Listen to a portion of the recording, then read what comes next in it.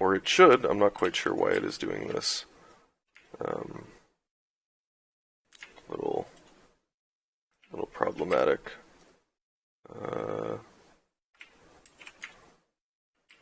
So I'm going to actually go back to my material. Let's see if switching it back to the way it was. I'm going to disconnect my normal. I'm going to take these all back off to weight blend. And take this back to weight blend as well.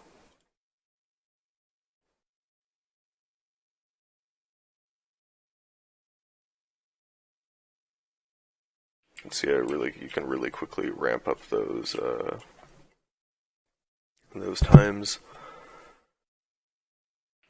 Alright, there it goes. And one of the things I have noticed is that landscapes can just get screwy, and it's easier to just make new ones. Which is what I'm doing right now. Create. And I know I can't see what I'm doing, but I'm going to go in and I'm going to import that same gray texture from file. Okay. Oh, that's probably... okay. There's a resolution difference between the size of the terrain that I was making and then the size of the original texture. Okay, so now everything is grass. And hopefully everything I paint is rock. Let it compile. Then I can paint mud in. Okay, there we go. And it works. Okay, excellent. I'll paint everything back over grass. So yeah, and go back to my material. Go back, switch all these back to height blend. Actually, I'm gonna keep the grass as weight blend. Height rock, layer mud. Height rock, layer rock. Copy, paste over. Layer rock, layer grass, layer rock, layer mud. Height mud. Height rock. And you can even hook up like terrain to tessellation. It'll never be close enough for us to see it, but it's totally something you can do. So I'm going to hook that into normal. I'm actually going to take advantage of stuff that I had set up before and set up an option for strength of the normal control. So rock normal strength, and then I'm going to duplicate this whole thing. And do the same for grass, because I have a feeling that those are the two textures we're going to be using a lot of. So this goes in here, appends that. And I'm not really going to worry about it for the mud, because I think mud is going to be used very, very, very slightly as like a complementary texture painting. So I'm going to go in here and do this again. I'm going to push the complexity of this material up a little bit, because I really do want to push for the different types of blend that we're going to get, and the different types of textures we're going to get variety-wise. So got all that set up. This is going to be the roughness. I'm just going to do flat values for this. This will be grass roughness. It's going to be that's going to be a flat number. I have to convert to a parameter first. This will be rock roughness. This will be mud roughness. And then I'm just going to approximate everything. So grass, rock, mud, connect to roughness. The mud roughness needs to be at around 0.3. Rock is going to be up pretty high, and then grass probably going to be somewhere between. And that's I'm probably just going to do global spec. We can always change it later.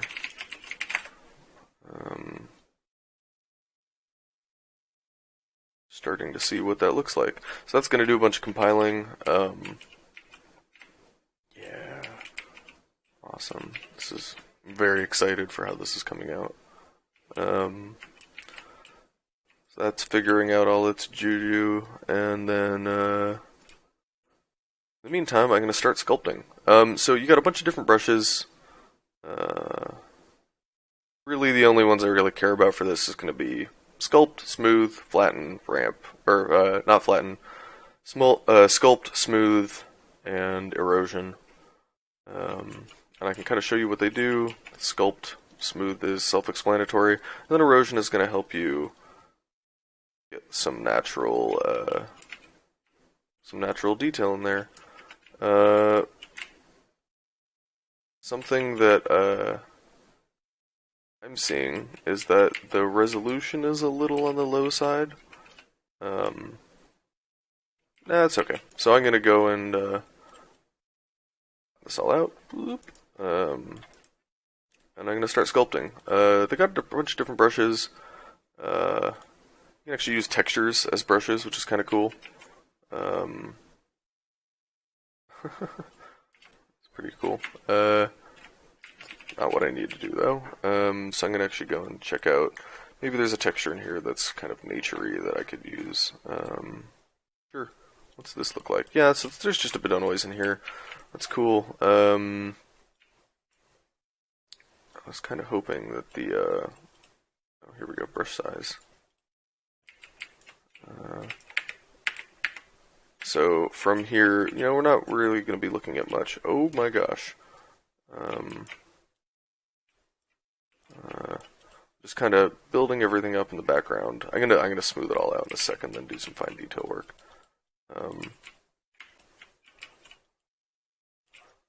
But I like the idea of there being, you know, raised terrain on the right, and it kind of, you know, sinks down on the left, and we'll get more stuff over in the background.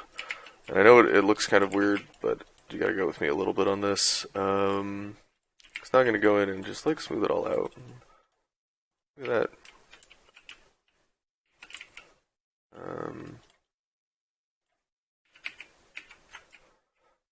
One thing I'm noticing is that it's a little low. Go ahead and increase that height to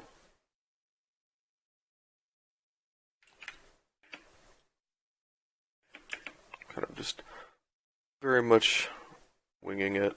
I'm just trying to figure out how I can get those shapes to the areas that I want them. I can go back to the sculpting.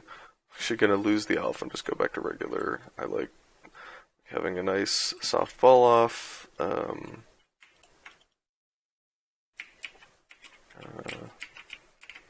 Kind of just gonna start sculpting from the angles that you can kind of see. I'll bring some of this stuff up and yeah. You know, really I'm just creating noise at this point. This stuff's going to be, you know, there's going to be fog, and there's a lot of reasons why you wouldn't see some of this stuff.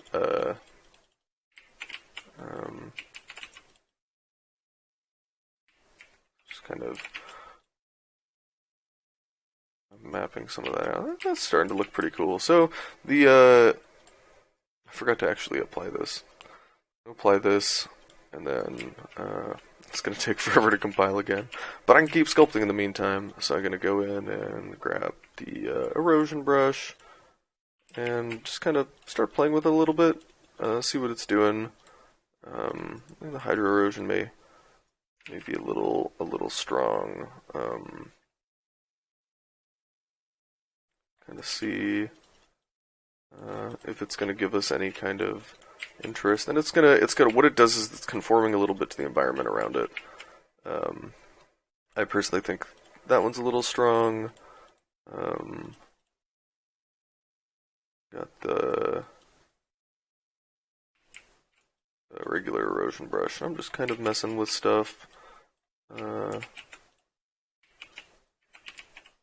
Seeing if I can get any kind of specifically interesting shapes.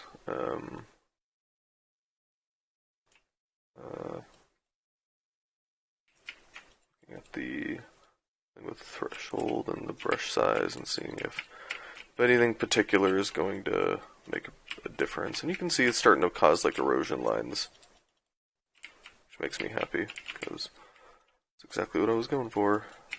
Let's see.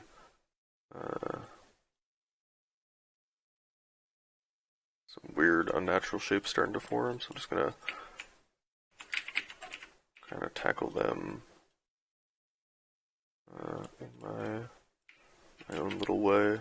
There's also the option for noise, which is really cool. You can like have it lower in noise or raise in noise, and all kinds of fun stuff. But yeah, so like, I mean, it's no, it's no world machine when it comes to final results, but in terms of like, hey, there is a tool set here that is usable, it's absolutely usable.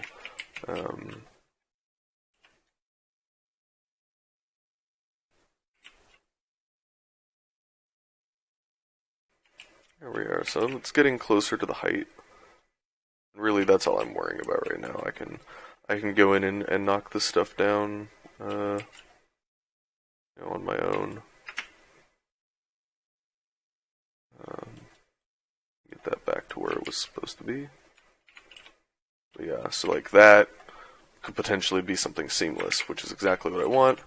I'm going to go into my material instances, something terrain. I'm going to start playing with these values.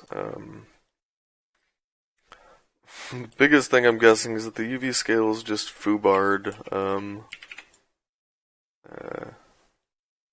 The names are all wrong and everything. Okay, so it looks like I do need to use that landscape terrain. Because it's not actually changing any of the UV scales. So just replace everything with that, and hit apply and see what happens.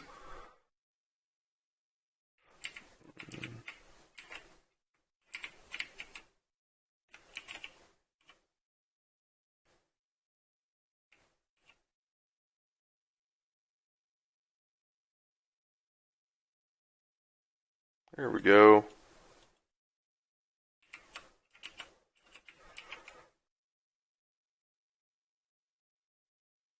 I'm just gonna get everything kind of close, but you can see that like it's helping us line up. I'm gonna move that over and go back to playing with some terrain stuff. I'm gonna try and smooth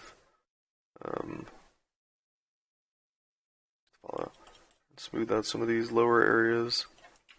In fact, I'm actually gonna try and go in and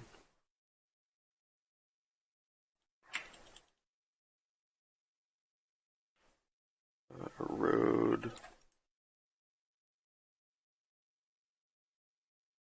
Get just like a more natural pattern. That's kind of not working. The flatten brush is cool because it's gonna actually value constantly picks a new value. Oh yeah, so I can like pick this point. Now it's gonna try and flatten everything to that point.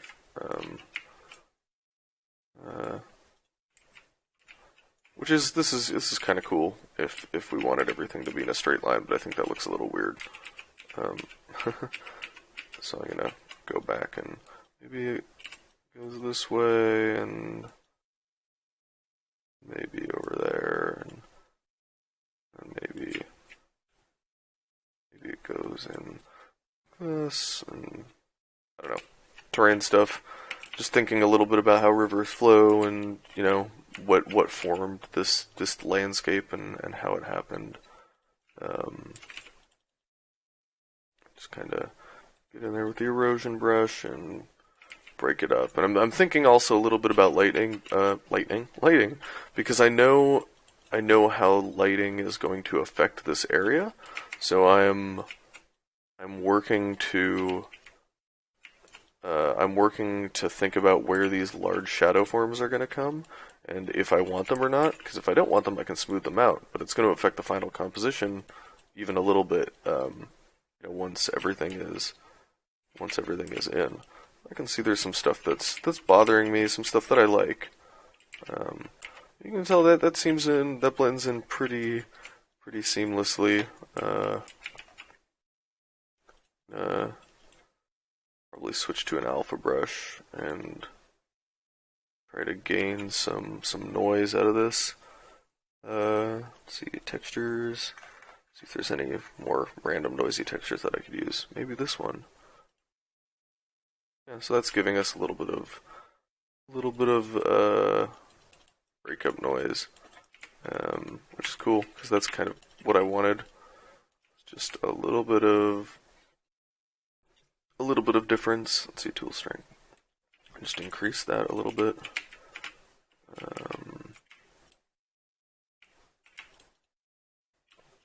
And I'll probably keep playing with this, but that's certainly a start, without a doubt. Especially when I can now go in and actually paint in. Saving. I can now go in and actually paint in, cliff if I so is interested. I may add in a little bit of it. Just for contrast. It'd be really cool if you could use like slope masking when you're working with this stuff. One thing that's a nice little trick that I learned when I was at SOE is when you're doing terrain stuff like that, when you're painting materials on, it's really important to support the material. And what I mean by that is, think about it logically, right? If you're going to add rock, it's going to stick up a little bit, right? And then, you're also going to see that like subtle dip around it. That's going to create that natural divots, because what was rock right there is now. Make this a little bit bigger and then drop the intensity on that a little bit. But yeah, so you've got these soft rock surfaces painted in. If you go in and actually support the sculpting, or support the terrain work, you're gonna just see just a really big difference, visually, and also from a readability standpoint. Like that's already, it's no actually using georocks, but it is a lot closer. Now I'm actually going to use georocks. I'm not going to go too crazy with painting. I just wanted to see what it would look like and see how everything kind of holds up. My tool strength is crazy low. There we go. But yeah, I'm also a little concerned about scale, right? You see these tiny little dots and think, oh, it's that's perfectly, even rocks. So I'm actually gonna 0.04. That makes bigger, 0.098. There we go. And I'm gonna increase the normal strength. I was right. That's too high. I can change the roughness too, which is just gonna help. Yeah, so that's getting there. Go ahead and go back to supporting some of this rock stuff I painted in. I'm not gonna go crazy with it. I really don't think I need to. I think I'm gonna go in with Rock 02 because it's got an LOD, and actually have some fun placing it around in the distance. Nothing crazy, but enough to help it like stand out and break up that distance view by just a little bit.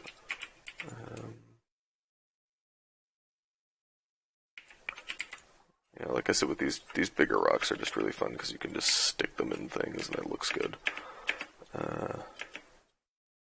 Specifically, you can stick them in terrain, I should add.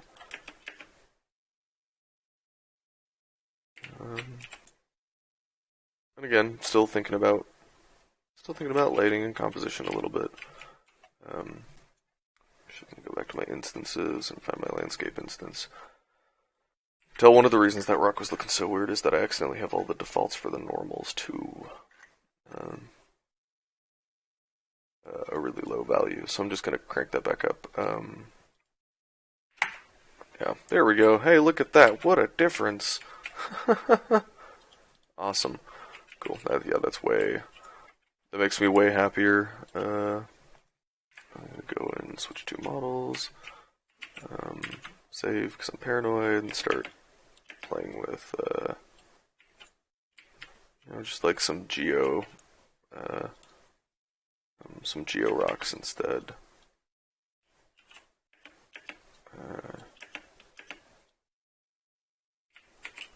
And it helps to know a little bit about the kind of terrain you're making. So if you're making something that's really heavily eroded or was formed from lots of rocks smashing up against each other over time, but that are then getting worn away, and that sediment is what's building up the hills, versus like very very rocky first hills and stuff like that. It does make a difference, and it will help you sell your art in different and better ways. Because really, it's all about believability, and like there's a chance that this, like everything that I'm doing right now, when it comes down to that final render, could just look really really small and lumpy, and that's something I'm definitely aware of. I know a few people may be thinking that that I may be going really strong with my normals. And I am. I'm doing that on purpose. One, because I like to go strong and then pull back. That's a little bit of how I like to go about things. But two, it's going to help with getting that extra information to read, because sometimes it just like softens out. Like these normals are crazy strong on some of the ground, but because it's been boosted, it's going to create extra contrast. Alright. Okay, so we're starting to get some interest here. It's pretty soon that we're going to start adding some trees. Certainly play with rocks and terrain for a very long time.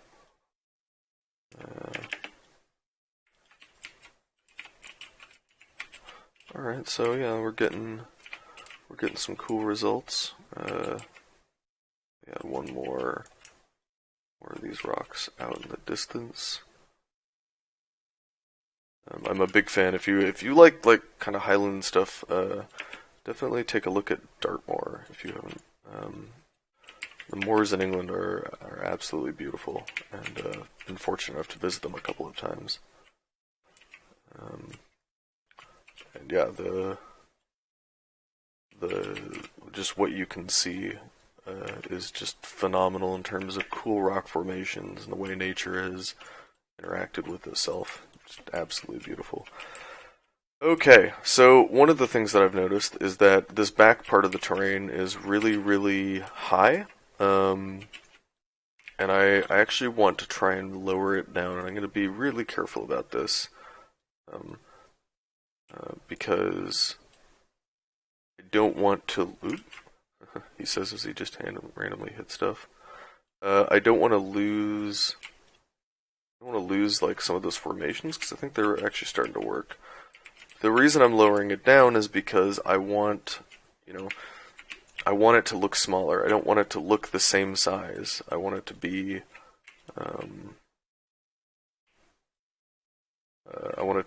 actually like the trick of like perspective, where things are smaller in the distance. So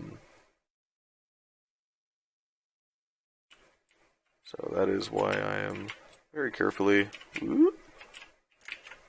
adding giant craters, really carefully going in and just tweaking everything. I did lose a little bit. That's okay, because I can go in and I'd rather just keep adding a little bit more terrain further back.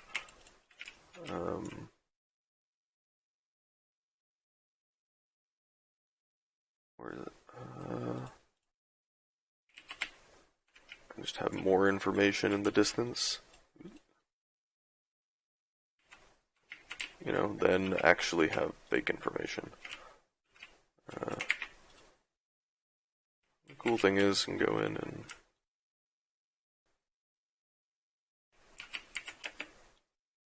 add. Even like a tiny little bit of interest out here is going to be enough to, add in that material difference.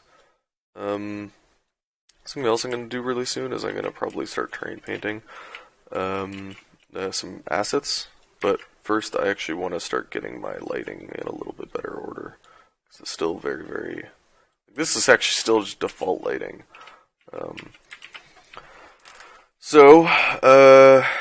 Before that, I'm going to step away and take a little bit of a break, and then I will return very shortly. So I will be back in a matter of seconds for you guys, but not for me.